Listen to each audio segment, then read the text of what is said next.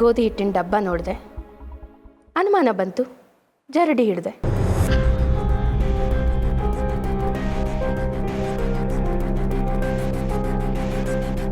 ಆಗಿದ್ದು ಸಿಕ್ತು. ಹಳೆ ಕಾಲದ ಸರ ಅಲ್ವಾ, ಡಬ್ಬಿಯಲ್ಲಿ ಇಡಬೇಕಾದ್ರೆ ಕೊಂಡಿ ಬಿಚ್ಕೊಂಡಿರ್ಬೇಕು. ಆಗ ನನಗೆ ಗ್ಯಾರಂಟಿ ಆಯಿತು. ಅದಕ್ಕೆ ಇವ್ರನ್ನ ಗಂಗಾ ಪೂಜೆಗೆ ಕರೀಲಿಲ್ಲ. ನಾವೆಲ್ಲ ಹೋಗಿ ಬರೋ ಅಷ್ಟರಲ್ಲೇ ಕಾಸಿನ ಸರನ ವಾರ್ಡ್ರೋಬಲ್ಲಿ ಇಡ್ತಾರೆ ಅಂತ ಅವರು ಅದೇ ಮಾಡಿದ್ರು. ಅಷ್ಟರಲ್ಲೇ ನಿಮ್ಮ ಕೈಗೆ ಸಿಕ್ಬಿದ್ರು. ಇಷ್ಟೆಲ್ಲ ರಂಪ ಆಯಿತು. ಅಜಯ್, ಕೆಲಸದವ್ರು ಯಾವಾಗಲೂ ಕಳ್ಳರಾಗಿರಲ್ಲ. ಕೇಸ್ನ ಪೊಲೀಸ್ ದೃಷ್ಟಿಯಿಂದನೇ ಅಲ್ಲ, ಮನುಷ್ಯತ್ವದಿಂದನೂ ನೋಡಬೇಕು.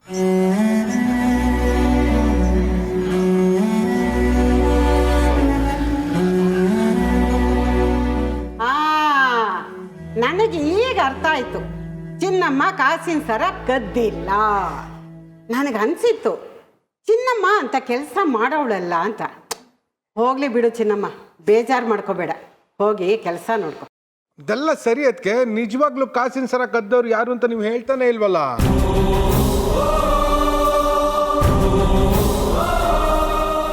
ಇದೆಲ್ಲ ಸರಿ. ಅದಕ್ಕೆ ನಿಜವಾಗ್ಲೂ ಕಾಸಿನ ಸರ ಕದ್ದವ್ರು ಯಾರು ಅಂತ ನೀವು ಹೇಳ್ತಾನೆ ಇಲ್ವಲ್ಲ.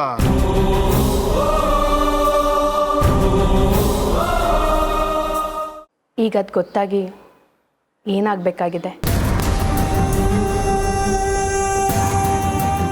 ಗೊತ್ತಾಗ್ಬೇಕದ್ಕೆ, ಇಲ್ಲಾಂದ್ರೆ ಈ ಸಮಸ್ಯೆಗೆ ಒಂದು ಸರಿಯಾದ ಅಂತ್ಯನೇ ಸಿಗೋದಿಲ್ಲ.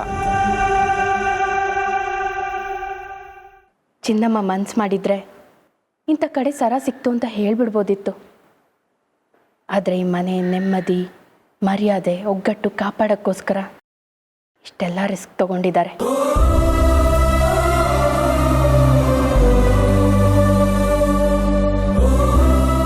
ಚಿನ್ನಮ್ಮನೆ ಹಾಗೆ ಯೋಚಿಸ್ಬೇಕಾದ್ರೆ ಮನೆಯವರಾಗಿ ನಾವು ಯಾಕೆ ಕೆದಕ್ತಾ ಕೂತ್ಕೋಬೇಕು? ಸತ್ಯ ತಿಳಿಯೋದ್ರಿಂದ ನಮ್ಮ ಮನೆ ನೆಮ್ಮದಿ, ಒಗ್ಗಟ್ಟು ಒಡೆಯುತ್ತೆ ಅನ್ನೋದಾದರೆ ತಿಳ್ಕೊಳ್ದೇ ಇರೋದೇ ಒಳ್ಳೆಯದು. ಇಲ್ಲ ಅಂದರೆ ಚಿನ್ನಮ್ಮ ಪಟ್ಟಿದ ಶ್ರಮಕ್ಕೆ ಸಾರ್ಥಕತೆ ಇರಲ್ಲ.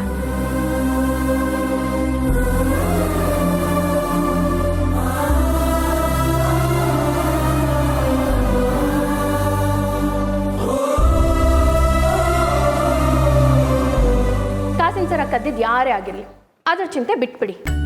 ಅಯ್ಯೋ, ಗಂಡಿನ ಕಡೆಯವ್ರು ಬರೋ ಹೊತ್ತಾಯ್ತು. ನಾವೆಲ್ಲ ರೆಡಿ ಆಗಬೇಕು. ಈ ಮುದ್ದುನ ಇನ್ನೂ ಚೆನ್ನಾಗಿ ಅಲಂಕಾರ ಮಾಡಿ ಧಾಮ್ ಧೂಮ್ ಅಂತ ಮದುವೆ ಮಾಡಿ ಖುಷಿಯಾಗಿ ಕಳಿಸ್ಕೊಡ್ಬೇಕು. ಸರಿನಾ? ಸರಿನಾ? ಸರಿ ಸರಿ ಸರಿ ಸರಿ ಸರಿ ಸರಿ. ಅದಕ್ಕೆ ಥ್ಯಾಂಕ್ ಯು ಸೋ ಮಚ್.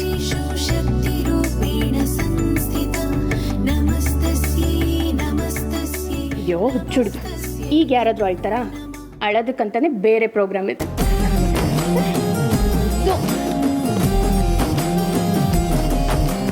ಮಾವ, ಇನ್ನೂ ಏನು ಹೀಗೆ ನಿಂತಿದ್ದೀರಾ? ಹೋಗಿ ರೆಡಿಯಾಗಿ. ಮೊದಲು ನಿನ್ನ ಗಂಡಂಗೆ ಹೇಳಿ ಸ್ನಾನ ಮಾಡಕ್ಕೆ.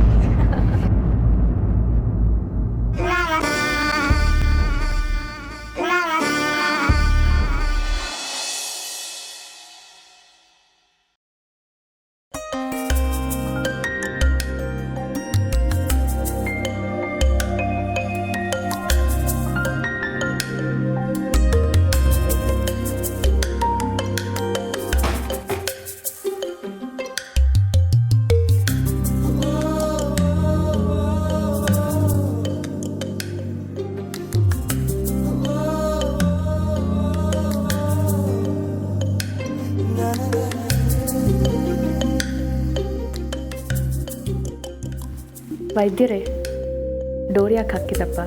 ಹಾಗೆ ಸುಮ್ಮನೆ. ನನಗೆ ತುಂಬ ಕೆಲಸ ಇದೆ.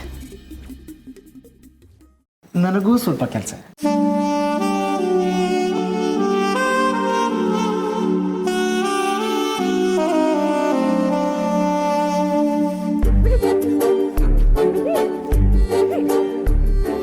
ಜಾಣೆ ಜಾಣೆ, ಯು ಆರ್ ಜೀನಿಯಸ್. ಅದು ಇವತ್ತು ಗೊತ್ತಾಯ್ತಪ್ಪ? ಅದು ನಂಗೆ ಯಾವಾಗಲೂ ಗೊತ್ತಾಗಿತ್ತಪ್ಪ. ಅದಕ್ಕೆ ತಾನೇ ನಿನ್ನ ಜಾಣೆ ಅಂತ ಕರೆಯೋದು. ಜಾಣೆ, ನಂಗೆ ಇವಾಗ ಒಂದು ಸೂಪರಾಗಿ ಐಡಿಯಾ ಬಂತು. ಇವತ್ತಿಂದ ನಿಮಗೆ ಹೊಸದಾಗಿ ನಾಮಕರಣ ಮಾಡೋಣ ಅಂತ. ಪತ್ತೇದಾರಿ ಪ್ರತಿಭಾ ಪ್ರತಿಭಾ ಪ್ರತಿಭಾ. ವೈದ್ಯರೇ ಅರಿ ಓಕೆ, ಹುಷಾರ್ ತಪ್ಪಿಲ್ಲ ತಾನೆ? ಯಾಕೆ?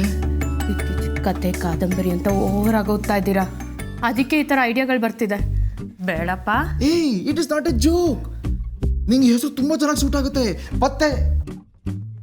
ಹೌದು, ಪತ್ತೆ ಮಾಡ್ದೆ ಸರಿ, ಆದ್ರೆ ಕದ್ದಿದ್ಯಾರು ಅಂತಾನೆ ಹೇಳಿಲ್ವಲ್ಲ?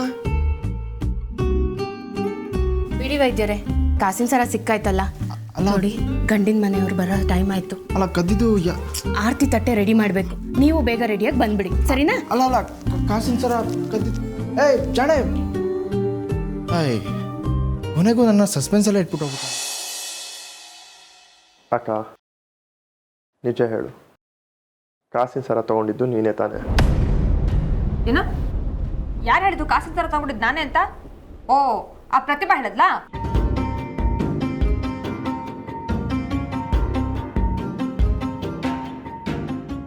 ಖಂಡಿತ ಇಲ್ಲ. ನಿನ್ನ ಕಣ್ಣಲ್ಲಿರೋ ಭಯ, ನಿನ್ನ ಧ್ವನಿಲಿರೋ ನಡ್ಕ, ನಿನ್ನ ಮುಖದಲ್ಲಿರೋ ಗಾಬರಿ ಇವೇ ಹೇಳ್ತವೆ. ಅಕ್ಕ, ನಾನೊಬ್ಬ ಪೊಲೀಸ್ ಆಫೀಸರ್ ಅನ್ನೋದು ಮರ್ತಿದ್ಯಾ ಅನ್ಸುತ್ತೆ.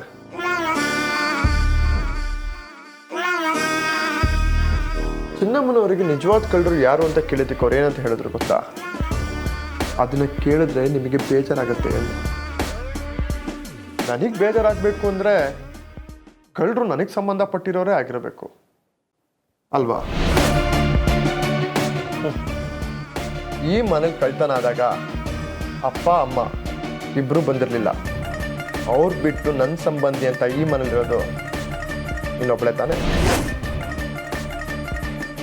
ಅದು ಅದು ಅದು ಅದು ಅದೇ, ಅದಕ್ಕೆ ಈ ವಿಷಯದಲ್ಲಿ ತಲೆ ಹಾಕ್ಬೇಡ ಅಂತ ನನ್ನ ತಡೀತಿದ್ದು. ಅಜಯ್ ಇದೇನಾಯ್ತು ಅಂದರೆ, ಸಾರಿ, ದಯವಿಟ್ಟು ಈ ವಿಷಯ ಯಾರಿಗೂ ಹೇಳ್ಬೇಡ ಕಣೋ. ಈಗ ಮಾಡಿದಕ್ಕೂ ಒಂದು ಕಾರಣ ಇದೆ, ನಾನೆಲ್ಲ ಹೇಳ್ತೀನಿ. I will explain. ಓ, ಅಕ್ಕ ತಮ್ಮ ಇಬ್ರು ಇಲ್ಲೇ ಇದ್ದೀರಾ? ಕೆಳಗಡೆ ಎಲ್ಲರೂ ನಿಮ್ಮನ್ನ ಕರೀತಿದ್ದಾರೆ. ಬನ್ನಿ ಹೋಗೋಣ. ಅಯ್ಯೋ ಬನ್ನಿ, ಅದಕ್ಕೆ ಹೋಗೋಣ. ನೀವು ಬನ್ನಿ.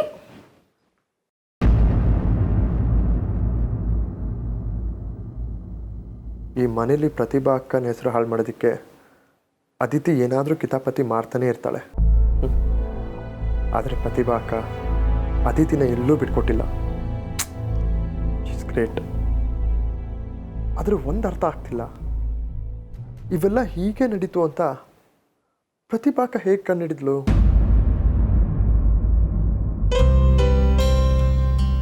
ಯಾಕೆ ಚಿಂಟು ಸಾಹೇಬ್ರು ಡಲ್ ಆಗಿದ್ದಾರೆ? What happen? Mom pushed me. ನೀವೇನ್ ಮಾಡಿದ್ರಿ? ನನ್ನ ಅಮ್ಮಂಗೆ ಬಟ್ಟೆ ಸೆಲೆಕ್ಟ್ ಮಾಡಕ್ ಹೇಳ್ದೆ. That's why she pushed me. ನಾನು ಸೆಲೆಕ್ಟ್ ಮಾಡ್ಲಾ? This looks good. Okay.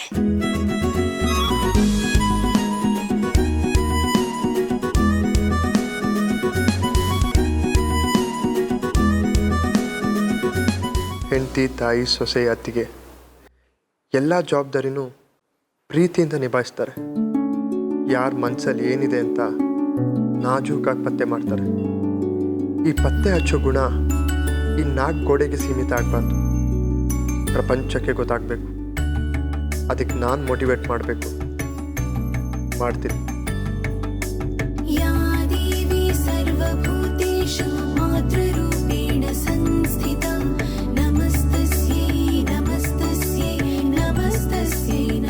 Hello Ramaiah, ಯಾಕಪ್ಪ ನನ್ನ ಹೆಂಡ್ತಿನ ಹಾಗೆ ನೋಡ್ತಿದ್ಯಾ? ಕಣ್ಣು ಮಿಟಕ್ಸ್ದೆ? ಪಾಪ ದೃಷ್ಟಿ ಆಗಲ್ವಾ? ದೃಷ್ಟಿ ಆಗಲಿ ಅಂತಲೇ ನೋಡ್ತಾ ಇದ್ದೀನಿ ಬಾಬಾ. ಏ ಯಾಕಪ್ಪ ಇಂಥ ಕೆಟ್ಟ ಬುದ್ಧಿ ನಿಂಗೆ? ಇವ್ರಿಗಿರೋ ಬುದ್ಧಿಗೆ ಪೊಲೀಸ್ ಡಿಪಾರ್ಟ್ಮೆಂಟಲ್ಲಿ ಇರಬೇಕಾಗಿತ್ತು. ಈಗಲೂ ಅವಳು ಪೊಲೀಸೇ. ಒಬ್ಬನ್ನ ಅರೆಸ್ಟ್ ಮಾಡಿ ಲೈಫ್ ಟೈಮ್ ಪನಿಷ್ಮೆಂಟ್ ಕೊಟ್ಟಿದ್ದಾಳೆ. ಹೌದಾ? ಯಾರು? ಇನ್ಯಾರು? ನಾನೇ. ಹೌದಾ? ಒಂದು ನಿಮಿಷ. ಪ್ರತಿಭಾಕ ಬನ್ನಿ ಇಲ್ಲಿ. ಏನಪ್ಪ? ಒಂದು ನಿಮಿಷ ಬನ್ನಿ ಇಲ್ಲಿ. ಬನ್ನಿ ಬೇಗ ಬನ್ನಿ. ಏನಾಯ್ತು? ಅಕ್ಕ, ನೀವನ್ನ ಅರೆಸ್ಟ್ ಮಾಡಿದಿರಂತೆ, ಲೈಫ್ ಟೈಮ್ ಪನಿಷ್ಮೆಂಟ್ ಕೊಟ್ಟಿದ್ದೀರಂತೆ. ಅದನ್ನ ಇವರು ಅನುಭವಿಸ್ತಾ ಇದಾರಂತೆ. ಸ್ವಲ್ಪ ನೋಡ್ಕೊಳ್ಳಿ. ನನಗೆ ಡ್ಯೂಟಿ ಟೈಮ್ ಆಯ್ತು, ಹೊರಡ್ತೀನಿ. All the best. ನಿಂತ್ಕೊಳ್ಳೋ ನಿಂತ್ಕೊಳ್ಳೋ. ದುಶ್ಮನ್ ಕಹಾ ಹೇ ಅಂದ್ರೆ ಭಾಮೈತನ್ ರೂಪದಲ್ಲಿ. ಪನಿಷ್ಮೆಂಟ್ ಇಲ್ಲ ಇಲ್ಲ ಅನ್ಭವಿಸ್ತಿದ್ದೆ. ಹೌದು, ತಮಾಷೆಗೆ. ನಿಜವಾಗ್ಲೂ ಪನಿಷ್ಮೆಂಟ್ ಇನ್ನ ಗಿಲ್ಲೇ ಇಲ್ಲ. ಏನಂದ? ಡ್ಯೂಟಿ ಜಟ್ಕೊ. ಪ್ಲೀಸ್ ನೀವೇ ಬನ್ನಿ. ಇಲ್ಲ, ಇಲ್ಲಿ ತುಂಬ ಕೆಲಸ ಇರುತ್ತೆ. ನಾನು ಇವನ್ ಪಾರ್ಲರ್ಗೆ ಬರೋಕ್ಕೂ ಟೈಮ್ ಇಲ್ಲ ನನಗೆ. ಓಕೆ, ಬೇಕಾದರೆ ಎಕ್ಸ್ಟ್ರಾ ಪೇಮೆಂಟ್ ತಗೊಳ್ಳಿ. ಹಾಂ, ಬಟ್ ನನ್ನ ಹೇರ್ ಸ್ಟೈಲ್ ಮಾತ್ರ ತುಂಬ ಡಿಫ್ರೆಂಟಾಗಿರಬೇಕು. ಯಾವತ್ತು ಮಾಡಿದ್ರಲ್ಲ ಅದೇ ಥರನೇ. ಓಕೆ, ಬಟ್ ಮದುವೆ ಮೇಲೆ ನಾನು ಎಲ್ರಿಗಿಂತ ತುಂಬಾ ಚೆನ್ನಾಗಿ ಕಾಣಬೇಕು. ಅದು ನನ್ನ ಮೇನ್ ಇಂಟೆನ್ಷನ್. ಓಕೆ, ಹಾಗೆ ಆ ಗೋಲ್ಡನ್ ಬೀಡ್ಸ್ ಇತ್ತಲ್ಲ, ಅದೇ ಹೇರ್ ಸ್ಟೈಲ್ಗೆ ಹಾಕಿದ್ದೆ. ಹಾಂ ಅದೇ ಕರೆಕ್ಟು. ಒಂದು ನಿಮಿಷ ಇರಿ. ಬೇಡ ಬಿಡಿ, ನಾನು ಆಮೇಲೆ ಮಾಡ್ತೀನಿ. ಇಲ್ಲಿ ತುಂಬ ಡಿಸ್ಟರ್ಬೆನ್ಸ್ ನನಗೆ. ಏನು ಅಮ್ಮ ಹೇಳಿದ್ದಾರೆ, ಶಾಸ್ತ್ರಗಳಿಗೆಲ್ಲ ರೇಷ್ಮೆ ಸೀರೆನೇ ಉಟ್ಕೋಬೇಕಂತೆ, ಫ್ಯಾನ್ಸಿ ಸೀರೆ ಬೇಡವಂತೆ. ಅದು ನನಗೆ ಗೊತ್ತಿಲ್ವಾ? ಅತ್ತನೇ ಬಂದು ನೇರವಾಗಿ ಹೇಳ್ಬೋದಲ್ಲ. ನಿನ್ನ ಹತ್ರ ಹೇಳ್ಕಳಿಸೋ ಅವಶ್ಯಕತೆ ಇತ್ತಾ? ಈ ಮನೇಲಿ ಮನೆಯವ್ರಿಗೂ ಕೆಲಸದವ್ರಿಗೂ ವ್ಯತ್ಯಾಸನೇ ಇಲ್ಲ. ಅವಳೋ ನನಗೆ ಬಂದು ಹೇಳಂಗಾಯ್ತು. ಛೇ,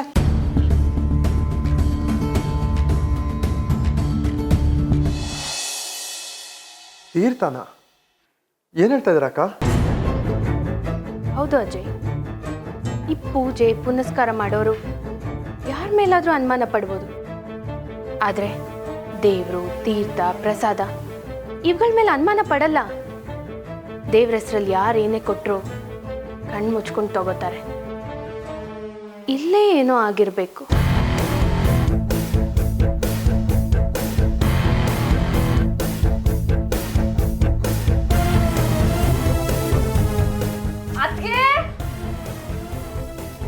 ಸ್ವಲ್ಪ ತಡಿಯಪ್ಪ, ಹೋಗಿ ಬರ್ತೀನಿ.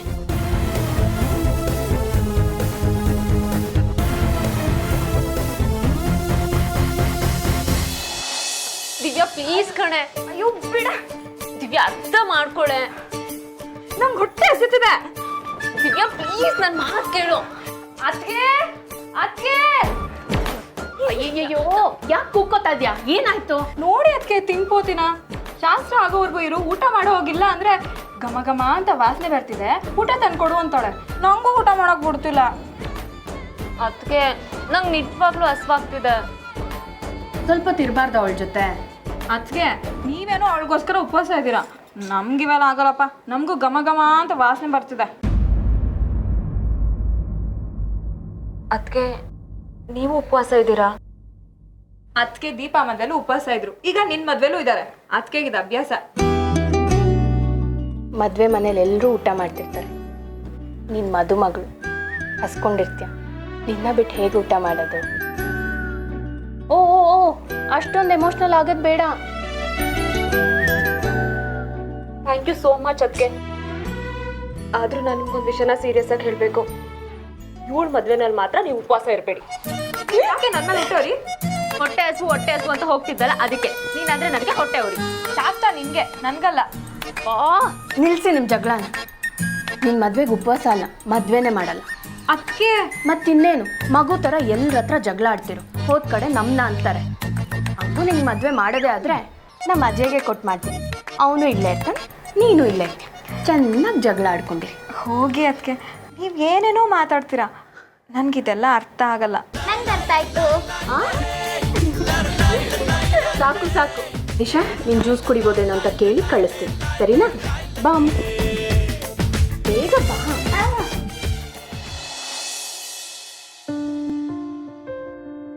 ಅದೆಲ್ಲ ಮುಟ್ಬೇಡ ಕಣೆ. ದಾರಿ ಬಿಡಿ. ವಾವ್, ಎಷ್ಟು ಸುಂದರವಾಗಿ ಕಾಣಿಸ್ತಾ ಇದೆಯಾ. ನನ್ನ ಕಣ್ಣೇ ಬೀಳುತ್ತೆ. ಅದು ಸರಿ, ನನ್ನ ಮಗಳು ಅದಿತಿ ರೆಡಿ ಮಾಡಿದ್ಮೇಲೆ ಎಂತರಾದ್ರೂ ಸುಂದರವಾಗಿ ಕಾಣಿಸ್ಲೇಬೇಕು. ಹೌದು ಆಂಟಿ. ನಮ್ಮ ಅದಿತಿ ಅದಕ್ಕೆ ಇವಳನ್ನ ರೆಡಿ ಮಾಡಿಲ್ಲ ಅಂದಿದ್ರೆ ಇವಳ ಮಕ್ಕ ಸೇಮ್ ಕೋತಿ ಥರನೇ ಇರ್ತಿತ್ತು. ಏಯ್ ಥರ ಅಂದೆ ಕಣೆ. ಯಾಕೆ ನಗ್ತಾ ಇದ್ದೀರಾ? ನನ್ನ ಮಗಳು ಚೆನ್ನಾಗಿ ಅಲಂಕಾರ ಮಾಡಿದಾಳೆ ಅಂತ ಒಳ್ಳೆ ಮನ್ಸಿರೋರು ಯಾರೇ ಆದ್ರೂ ಒಪ್ಕೊಳ್ಳೇಬೇಕು. ಹ್ಞೂ ಆಂಟಿ, ನಮ್ಮ ಅದಿತಿ ಅದಕ್ಕೆ ಎಲ್ಲಾರನ್ನೂ ಚೆನ್ನಾಗಿ ರೆಡಿ ಮಾಡ್ತಾರೆ, ಆದರೆ ಅವ್ರು ರೆಡಿ ಆಗೋದಕ್ಕೆ ಮಾತ್ರ ಪಾರ್ಲರ್ಗೆ ಹೋಗ್ತಾರೆ. ಹೋಗ್ಲಿ ಬಿಡಿ, ನಾನು ಏನೇ ಮಾತಾಡಿದ್ರು ಕಷ್ಟನೇ.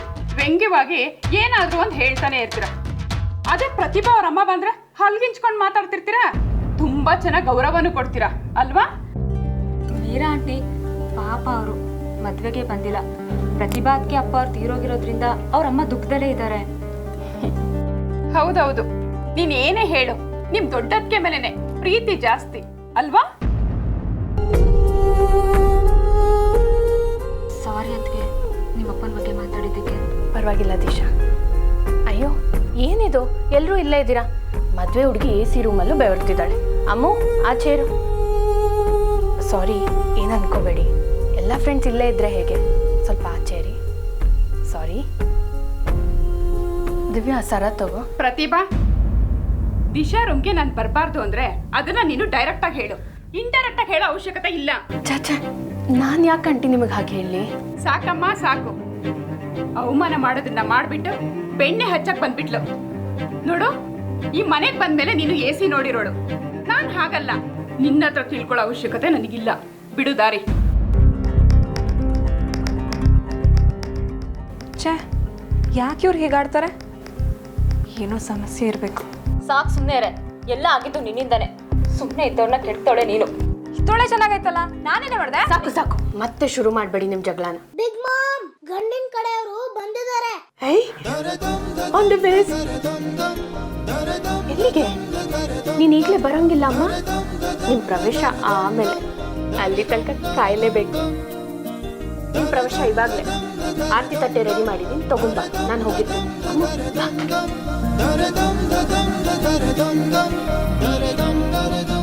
ಅಜಯ್, ಅವ್ರ ಮನೇಲಿ ಯಾರ್ಯಾರಿದ್ದಾರೆ ಅಂತ ಹೇಳಿದೆ?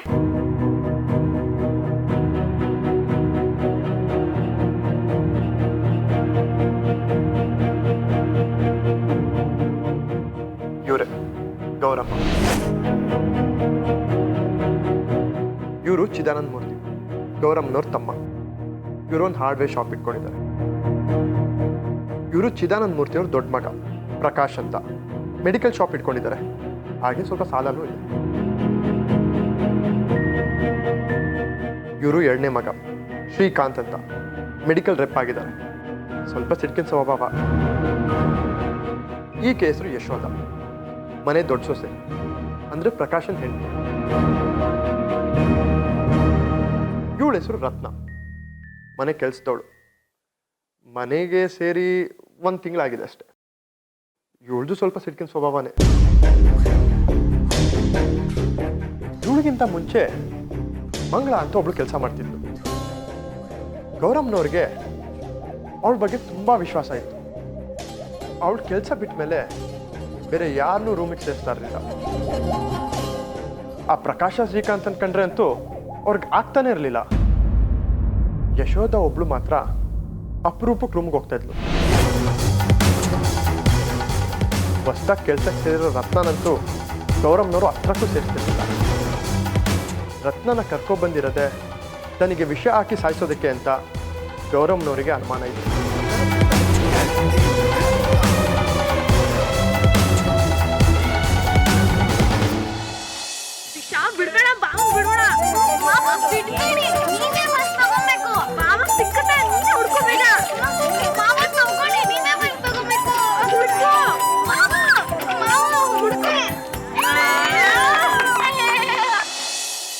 ಎಲ್ಲರೂ ಮನೆಯವರೇ. ಇಷ್ಟು ಜನರಲ್ಲಿ ಯಾರನ್ನ ಅಂತ ಅನುಮಾನಿಸೋದು?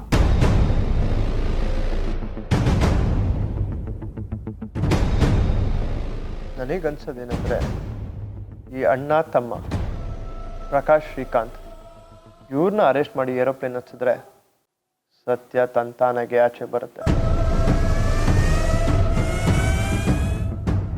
ಅವರಿಬ್ಬರನ್ನ ಅರೆಸ್ಟ್ ಮಾಡೋದ್ರಿಂದ ಏನು ಪ್ರಯೋಜನ ಆಗುತ್ತೆ? ನನಗನ್ಸುತ್ತೆ ಅವರಿಬ್ಬರಲ್ಲೇ ಒಬ್ಬರು ಗೌರಮ್ಮನಿಗೆ ವಿಷ ಹಾಕೋದಕ್ಕೆ ಸಾಧ್ಯ. ಹೇಗೆ ಹೇಳ್ತೀಯಾ? ಅದಕ್ಕೆ ನನ್ನ ಹತ್ರ ಕಾರಣ ಇದೆ. ನಮಗೆ ತೀರ್ಥದಲ್ಲಿ ಸಿಕ್ಕಿರೋದು ತೇಲೆಮ್ ಅನ್ನೋ ಪಾಯ್ಸನ್.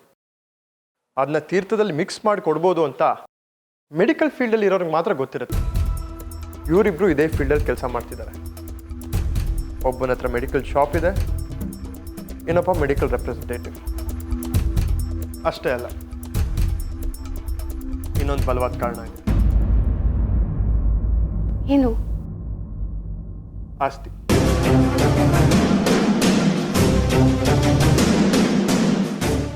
ಗೌರವ್ನವರು ತಮ್ಮೆಲ್ಲ ಆಸ್ತಿನೂ ಪ್ರಕಾಶ್ ಮತ್ತು ಶ್ರೀಕಾಂತನ ಹೆಸರಿಗೆ ವಿಲ್ ಮಾಡಿದ್ರು. ಆದರೆ ಇತ್ತೀಚೆಗೆ ಅವ್ರ ಲಾಯರಿಗೆ ಫೋನ್ ಮಾಡಿ ಬಿಲ್ ಬದಲಾಯಿಸಬೇಕು ಅಂತ ಹೇಳಿದ್ರು. ಈ ವಿಷಯ ಅವ್ರಿಗೆ ಗೊತ್ತಾಗಿರಬೇಕು. ಅದಕ್ಕೆ ಆಸ್ತಿನೆಲ್ಲ ತಮ್ಮ ಹೆಸರಲ್ಲೇ ಉಳಿಸ್ಕೊಳ್ಳೋದಕ್ಕೆ ಈ ಕೆಲಸ ಮಾಡಿರ್ಬೋದು.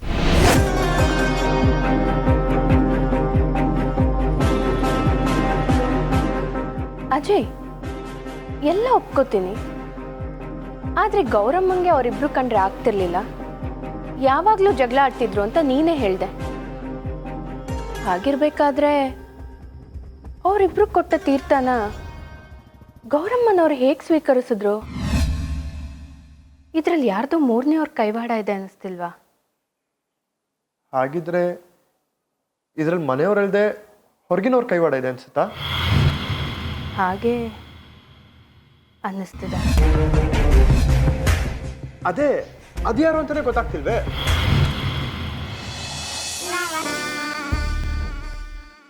ನಿಂತ್ಕೊಳೆ. ಎಲ್ಲಿಗೆ ಹೋಗ್ತಾ ಇದೀಯಾ? ಅಲ್ಲಿ ಶಾಸ್ತ್ರ ನಡೀತಾ ಇದೆ. ಒಬ್ರಿಂದ ಒಬ್ರು ಈ ತರ ಹೋಗ್ತಾ ಇದ್ರೆ ಬಂದಿರೋ ಜನ ಏನ್ ಅನ್ಕೊಳ್ತಾರೆ? ಪ್ರತಿಭಾ ಹೋದ್ಲು ಅಂತ ಅವಳಿಂದ ನೀನು ಹೊರಟ್ಬಿಡದ? ಅಮ್ಮ, ಪ್ರತಿಭಾ ಹೋದ್ಲು ಅಂತ ನಾನು ಅವಳಿಂದ ಹೋಗ್ತಾ ಇಲ್ಲ. ಅವಳಿಂದ ನಿನ್ನ ಮಗ ಅಜಯ್ ಓಡಾಡ್ತಾ ಇದ್ದಾನೆ. ಇಬ್ರು ಮಧ್ಯೆ ಏನೋ ನಡೀತಾ ಇದೆ. ಅದೇನು ಅಂತ ನಾನು ನೋಡ್ತೀನಿ, ನೀನು ನಡಿ.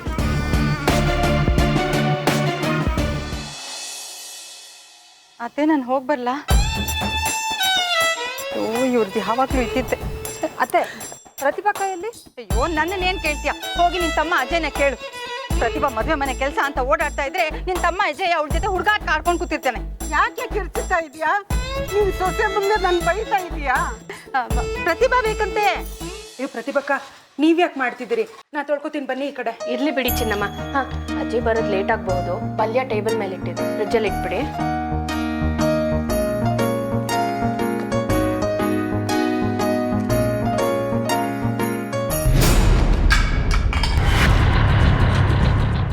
ಕಾಣ್ತಲ್ವ ನಿನಗೆ? ಓ, ಸೀರೆ ಮೇಲೆ ಬಿದ್ದಿದ್ರೆ ಏನ್ ಗತಿ? ಎಲ್ಲಿರುತ್ತೆ ನಿನ್ನ ಜ್ಞಾನ? ನೋಡ್ಕೊಂಡು ಕೆಲಸ ಮಾಡಕ್ಕಾಗಲ್ವಾ? ನೋಡ್ಕೊಂಡೇ ಬರ್ತಿದ್ದೆ ಅಕ್ಕ. ಅಂದ್ರೆ ನಾನ್ ಬೇಕು ಅಂತ ಬಂದು ನಿನಗೆ ಟಿಕ್ಕಿ ಹೊಡುತ್ತಾ? ನಾಲ್ಗೆ ಉದ್ದಾಯ್ತು ನಿಂದು. ಕೆಲಸದವ್ರನ್ನ ಎಲ್ಲಿಟ್ಟಿರ್ಬೇಕೋ ಅಲ್ಲಿಟ್ಟಿದ್ರೆ ಚೆನ್ನಾಗಿರ್ತಿತ್ತು.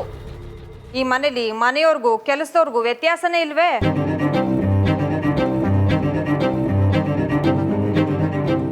ಅದಿತಿ, ಬೇಕು ಅಂತ ಯಾರಾದ್ರೂ ಮಾಡ್ತಾರ ಅದಿತಿ? ನೀನೇ ಸ್ವಲ್ಪ ನೋಡ್ಕೊಂಡ್ ಬರ್ಬೋದಿತ್ತಲ್ವಾ? ಅಂದ್ರೆ ನಂದೇ ತಪ್ಪು ಅಲ್ವಾ? ಗೊತ್ತು ಬಿಡಿ, ನೀವು ಯಾವಾಗಲೂ ಕೆಲಸದವ್ರ ಪರ ತಾನೆ. ಚಿನ್ನಮ್ಮ, ಇದೆಲ್ಲ ಕ್ಲೀನ್ ಮಾಡಿಬಿಡಿ. ಅಜಯ್ಗೆ ಬೇರೆ ಮಾಡ್ಕೊಡ್ತೀನಿ. ಸರಿ ಅಕ್ಕ. ಇತ್ತೀಚೆಗೆ ನಿಮಗೆ ಅಜಯ್ ಬಗ್ಗೆ ವಿಪರೀತ ಕಾಳಜಿ ಅಲ್ವಾ? ಅಜಯ್ ಬಗ್ಗೆ ಮಾತ್ರ ಅಲ್ಲ, ಈ ಮನೇಲಿ ಎಲ್ರ ಬಗ್ಗೆನೂ ಕಾಳಜಿ. ನಿನ್ನ ಬಗ್ಗೆನೂ ಅಷ್ಟೆ. ಲೇಟ್ ಆಯಿತು, ಹೋಗಿ ಮಲ್ಕೊ.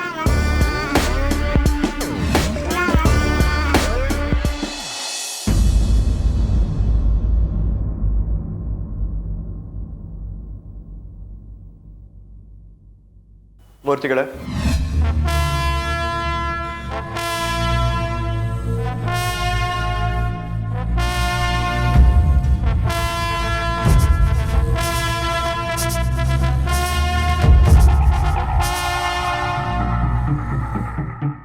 ಪ್ರಕಾಶ, ಶ್ರೀಕಾಂತ, ಪೊಲೀಸರು ಹೊಡೆದ್ರೇನೋ?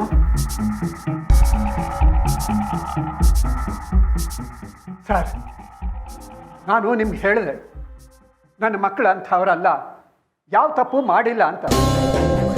ನಮ್ಮದು ಮರ್ಯಾದಸ್ಥರ ಕುಟುಂಬ. ಅಕ್ಕಪಕ್ಕದ ಮನೆಯವರೆಲ್ಲ ಪೊಲೀಸ್ನವ್ರು ಯಾಕೆ ಬಂದರು, ಯಾಕೆ ಹೋದರು ಅಂತ ಕೇಳ್ತಿದ್ದಾರೆ. ಉತ್ತರ ಕೊಡೋದಕ್ಕಾಗದೆ ಮನೆಯೊಳಗೆ ಬಚ್ಚಿಟ್ಕೊಂಡಿದ್ದೀನಿ. ಸದ್ಯ ಈಗಲಾದರೂ ನನ್ನ ಮಕ್ಕಳು ಯಾವ ತಪ್ಪು ಮಾಡಿಲ್ಲ ಅಂತ ಗೊತ್ತಾಯ್ತಲ್ವಾ? ದಯವಿಟ್ಟು ನಮ್ಮ ಪಾಡಿಗೆ ನಾವಿರೋದಕ್ಕೆ ಬಿಟ್ಬಿಡಿ. ಮೂರ್ತಿಗಳೇ, ಸಮಾಧಾನ. ಎಲ್ಲ ನೀವೇ ಮಾತಾಡಿದ್ರೆ ಹೇಗೆ? ನಾನು ಇಲ್ಲಿಗೆ ಬಂದಿರೋದು ನಿಮ್ಮ ಮಕ್ಕಳನ್ನ ಮನೆಗೆ ಸೇರಿಸಿ ನಿಮಗೂ ಗೌರಮ್ಮ ಅವ್ರ ಕೇಸ್ಗೂ ಯಾವುದೇ ರೀತಿ ಸಂಬಂಧ ಅನ್ನೋದು ಸರ್ಟಿಫಿಕೇಟ್ ಕೊಡೋದಕ್ಕಲ್ಲ, ವಿಚಾರಣೆ ಮಾಡೋದಕ್ಕೆ. ಸರ್, ನಮ್ಮನ್ನಿನ್ನೂ ಏನು ವಿಚಾರಣೆ ಮಾಡ್ತೀರಾ? ಗೌರಮ್ಮ ಅವ್ರು ಸತ್ತಿರೋದು ನಿಮ್ಮ ಮನೇಲಿ. ನನ್ನ ಪ್ರಶ್ನೆಗಳಿಗೆ ಉತ್ತರ ಬೇಕು. ಸರಿ ಸರ್, ನೀವು ಕೇಳಿ, ನಮಗೇನು ಗೊತ್ತಿದೆಯೋ ನಾವು ಅದರ ಉತ್ತರ ಕೊಡ್ತೀವಿ.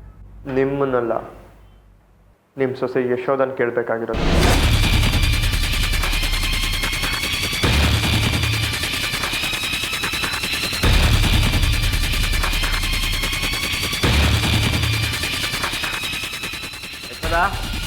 ಬಾಯ್ಲೆ.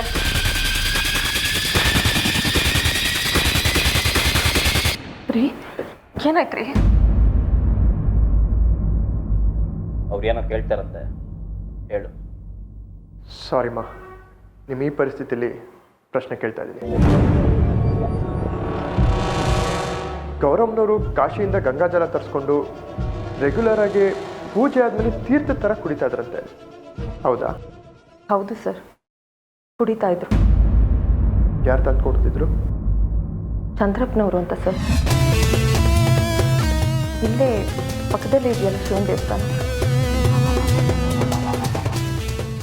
ಅದೇ ಸರ್. 18ನೇ ಕ್ರಾಸಲ್ಲಿ ಇದೆಯಲ್ಲ, ಅದೇ ದೇವಸ್ಥಾನ. ಅಮ್ಮಂಗೆ ತಿಂಗಳಿಗೊಂದ್ಸಲ ಗಂಗಾಜಲನ ಅವರೇ ತಂದು ಕೊಡ್ತಾಯಿದ್ರು. ಅವ್ರು ತುಂಬ ವರ್ಷಗಳಿಂದ ಅವ್ರಿಗೆ ಪರಿಚಯ ಸರ್. ತುಂಬ ಬ್ರಿಲಿಯಂಟ್. ನಿನ್ನ ಸಂಶಯ ನಿಜ ಆಗ್ತಾ ಇದೆ. ಯಾಕೆ ಸರ್ ಅವ್ರ ಬಗ್ಗೆ ಕೇಳ್ತಾ ಇದ್ದೀರಾ? ಹಾಂ, ಹೇಳ್ತೀನಿ. ಅವ್ರು ಕೊನೆಯದಾಗಿ ಯಾವಾಗ ಬಂದಿದ್ದು?